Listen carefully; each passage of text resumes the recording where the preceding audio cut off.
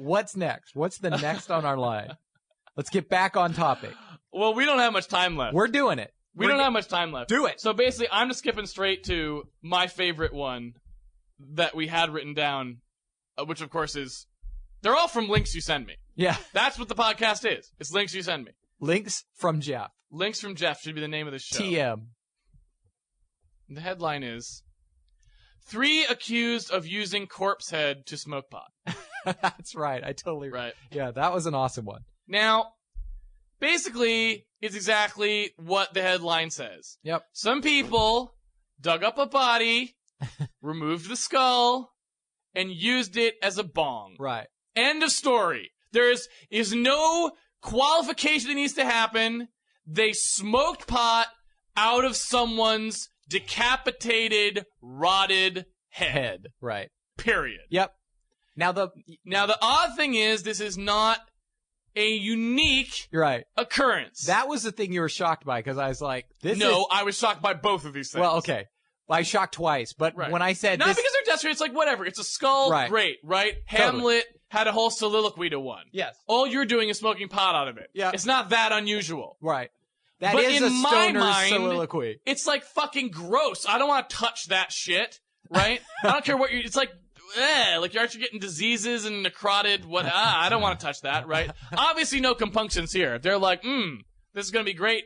This is going to be great weed. No, this is going to be awesome. So anyway, hey, wait, isn't there a show called Weeds or something that's about a funeral home? No, it's about a woman who sells pot. Okay, never mind. You're thinking of 6 Feet Under. Oh, sorry. Okay, yeah. I got my Showtime shows or whatever conflated. In your HBO. I haven't seen those 2 shows, but I've heard of both of them. Yeah. So anyway, this happened once before. There was another person who had been arrested 2 years prior, unrelated, in a different state. Yep. Got arrested for smoking pot out of a skull. Yep. I have a theory on in this. Vermont. Yeah. This is the important thing to realize. If you I don't understand how you could have a theory about this. It's just ridiculous. No, I don't have a theory. I have a law. That goes beyond the theory. All right? You feel like you can prove this. Yes. Right. Yes, I can prove this. Okay. So the law is stoners can make anything into a bong. Anything. If you say, no, there's no way, it's two-dimensional. Right. Yeah. No, they can make it into a bong. And in fact... I bet you can't make this into a bong. Right. Yes, you can. No, you can't. Okay. You can't. It's just like if you can figure out if your problem is NP, then you're like... or can be translated into an NP problem that it's translated. It's the same thing, right? Like, so basically, okay, so what you're saying is no, I'm not sure what you mean.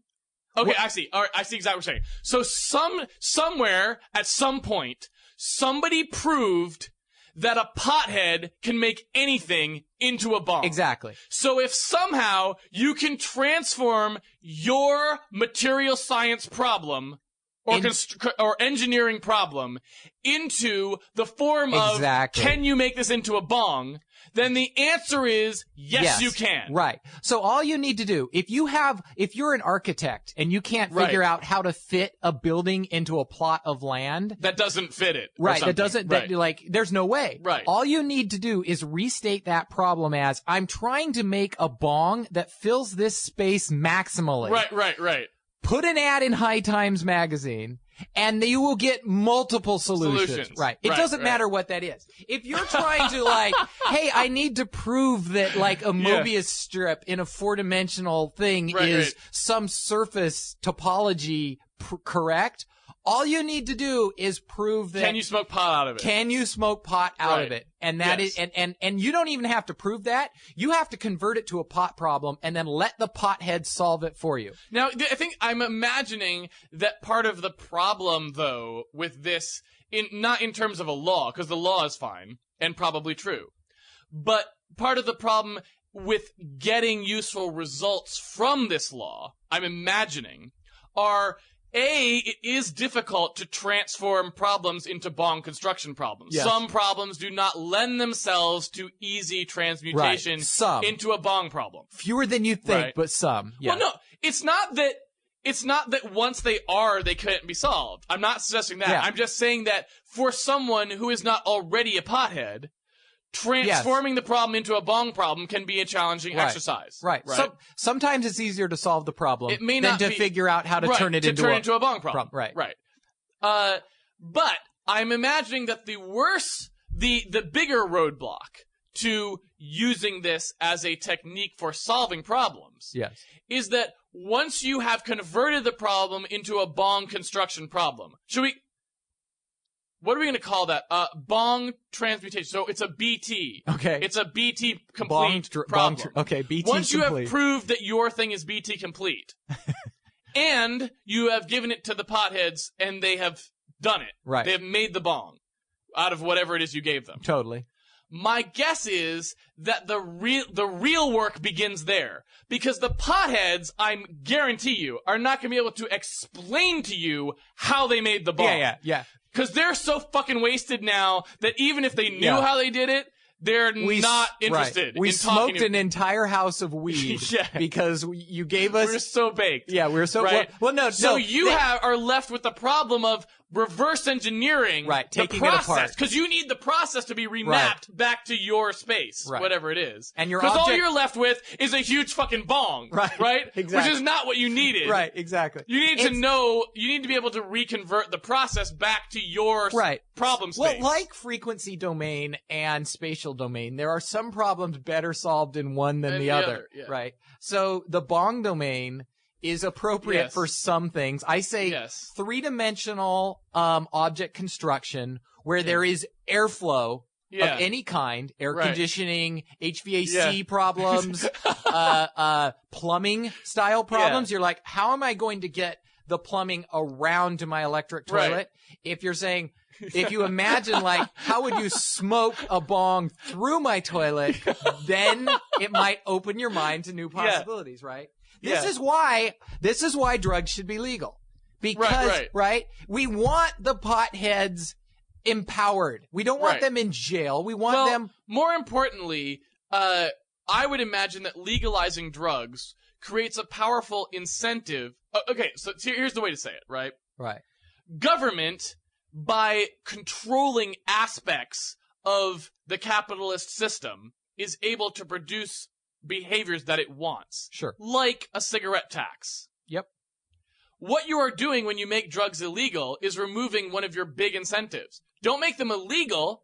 Make them only available in certain circumstances, which have benefits to you, right? I will go farther and say, like, I have two theories. One is the laws. First law is we need to get the stoners on our side, working on problems, working on spatial problems. Right. I mean, they want to solve other problems. You don't want their help in philosophy. Right. You do not want their help. Right. No. That's a black hole. You probably should not be allowed to. You forfeit your Berne Convention rights if you can pick one. Either you're going to smoke pot or you're going to write. Right. But you're not allowed to do both. Right. Exactly. Because we've seen what happens when that occurs. Yeah, exactly. And it's bad. It's not good for anyone. Right.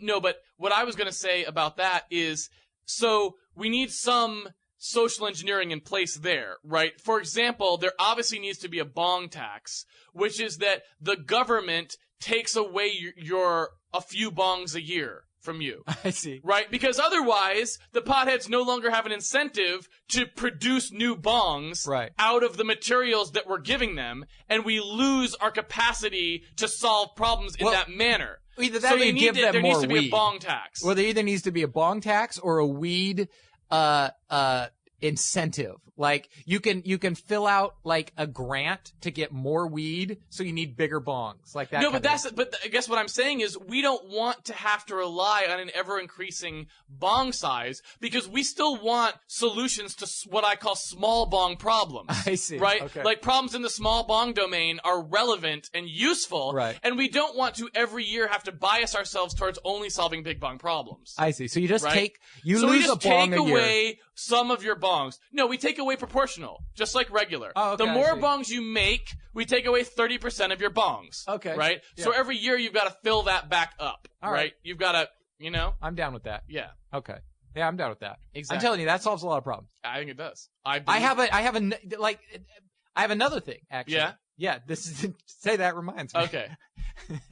No, the other thing is America's having a hard time right now, right? Like our society's changing. We're becoming less manufacturing. There's a lot of people out of work. That's right. There's, it looks like we're going to have a recession. It's going to be bad, right? And I was thinking, because I saw this, if you remember when we were talking about the, what was it? Platinum in the platinum in the SUVs. In the SUVs, they're stealing them, right?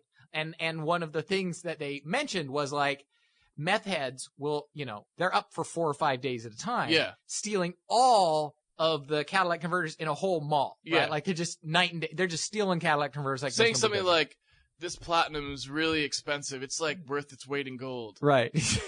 That's exactly right. It's worth its weight in platinum. And sorry, I don't know why that amused me so much I had to say it. It's the nerdiest kind of humor. Yeah.